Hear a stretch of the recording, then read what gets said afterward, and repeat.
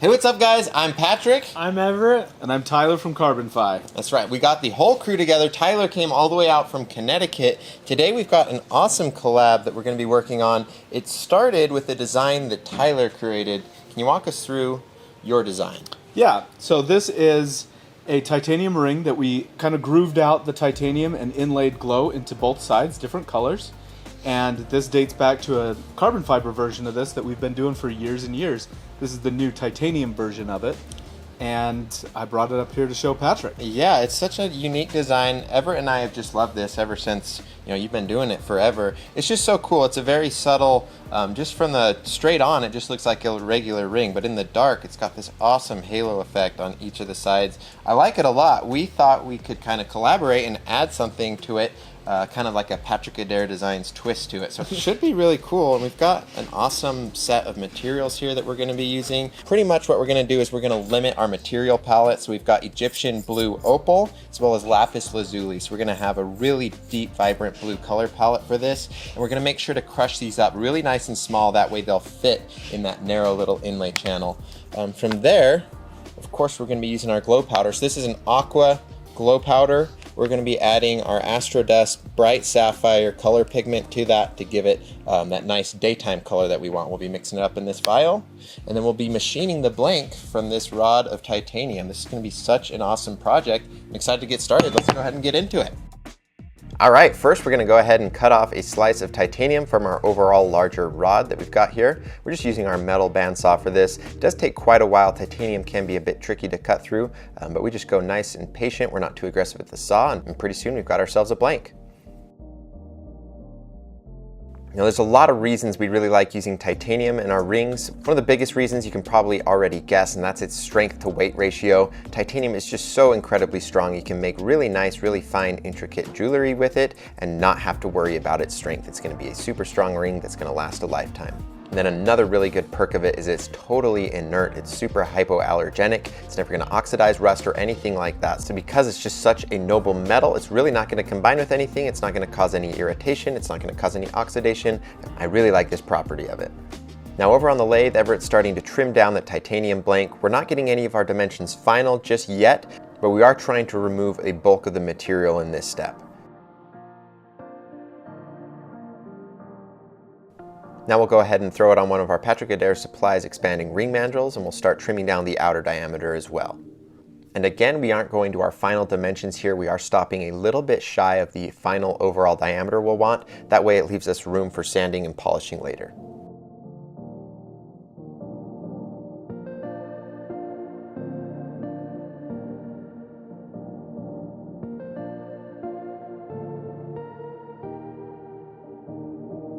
Now we'll go ahead and true up both of the sides, and then using a Dremel, we'll give it a nice rounded comfort finish. But one thing that's a challenge with this ring, because we're trying to keep that sidewall fairly thick so that we can fit that inlay channel in there, there's not a lot of room for rounding. So we have to be very careful and very strategic with how much we round it. We want it to be comfortable enough to wear on a very day-to-day basis, but not so much so that you lose a lot of that width so that you can't do as large of an inlay channel.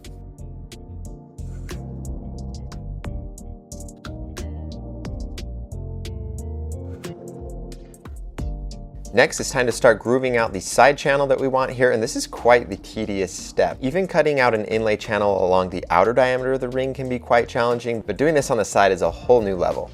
We're being sure that we're using brand new, nice tungsten carbide bits that are sharp and that are going to give us our best, most accurate results. And you'll notice Everett's doing very careful measurements. You do not have a lot of wiggle room to get this wrong.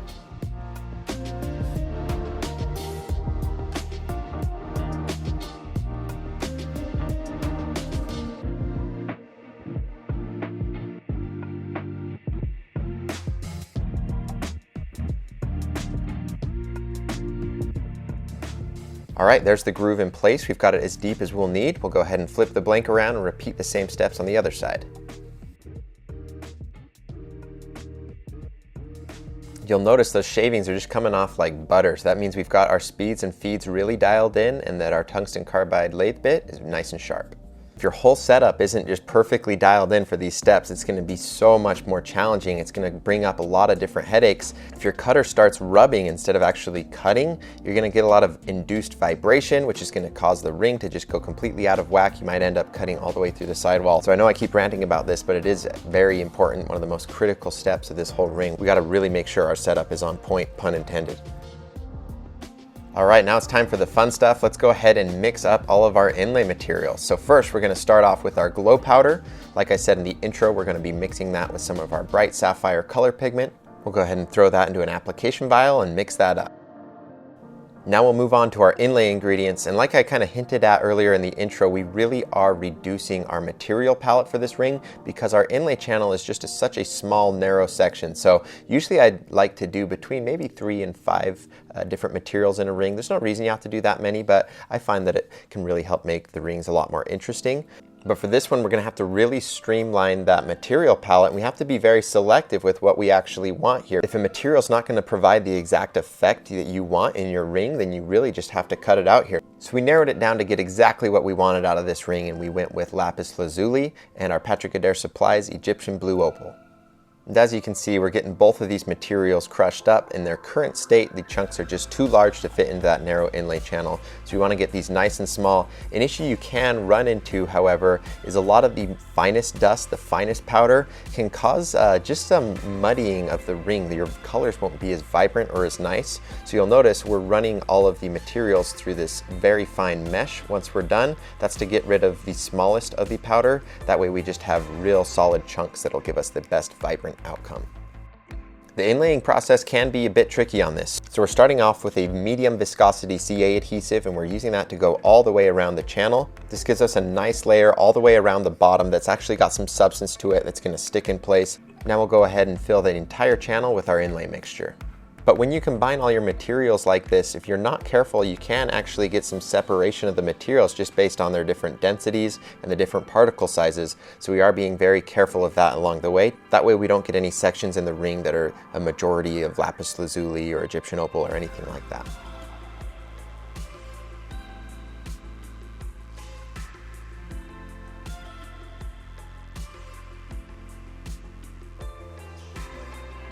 And now we'll use the super thin, which uses capillary action to sink all the way down below the surface of the material. That way we won't run into any dry pockets, which will eventually end up chipping out and leave you with a void in your ring.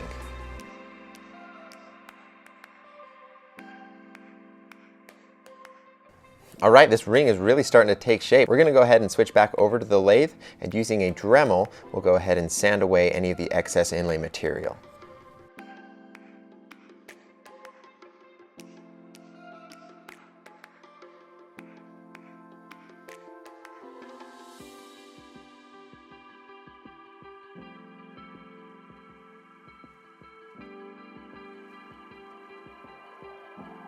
Now that we know exactly where the inlay ended up being, we can actually go a little bit further with that comfort finish, making the ring just a little nicer to wear.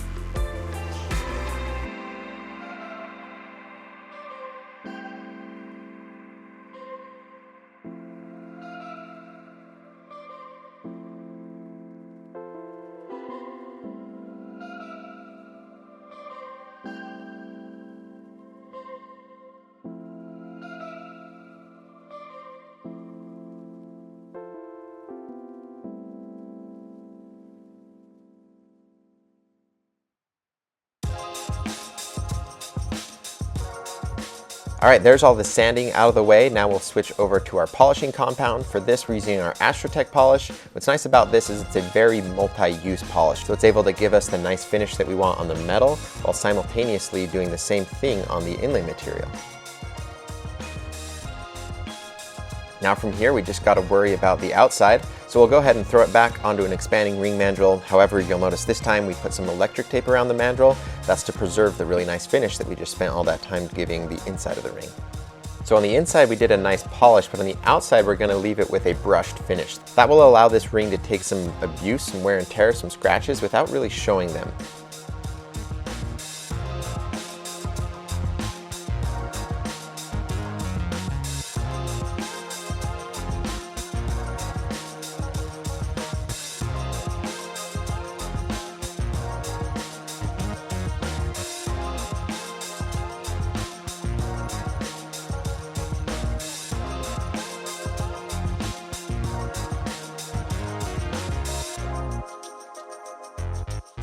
All right, and with that, this ring is finished. This is quite the cool concept, and it's something that I really kind of, to be honest with you guys, wasn't brave enough to ever try out. Tyler Wright from Carbonfy, like I said, was the one who pioneered this whole design technique. I just thought it would be so challenging to get this done, but he's figured it out. He helped us a lot with the process of it all, and I really like the way it turned out. If you're looking for something that's just a little bit more traditional looking from the outside, this is such a great option to go with. You have to look a little bit closer to see the inlay on the edge of the ring as opposed to being right down the middle. So I really like the subtle look it has, and then at night this ring just really comes to life. You can see that glow just pops so nicely. So I gotta say, it's a really cool outcome, especially if you're wanting to do like a brighter, more vibrant color. Like you could wear this ring with any outfit and you could have those edges be a crazy color, whatever you wanted to do. And because it's a bit more subtle, it's not going to be a problem at all. So anyways, guys, as always, let me know what you think down in the comments. I'm not joking when I say this. I really do read every single one of my comments that I get. I'm always on my YouTube Studio app, just scrolling through all the new ones. So I appreciate your guys' feedback, especially as it relates to design work. So many of our best rings today are rings that started out not so great. And through the feedback of you guys, the audience, our customers, and everyone else, we've been able to hone them in and get them exactly where we want. So your guys' feedback, super valuable to us. So anyways, definitely let us know what you think down in the comments. As always, if you're interested in purchasing one of these rings, we do have them available on the website, so check the description for that. Thank you guys for watching. We'll catch you in the next one.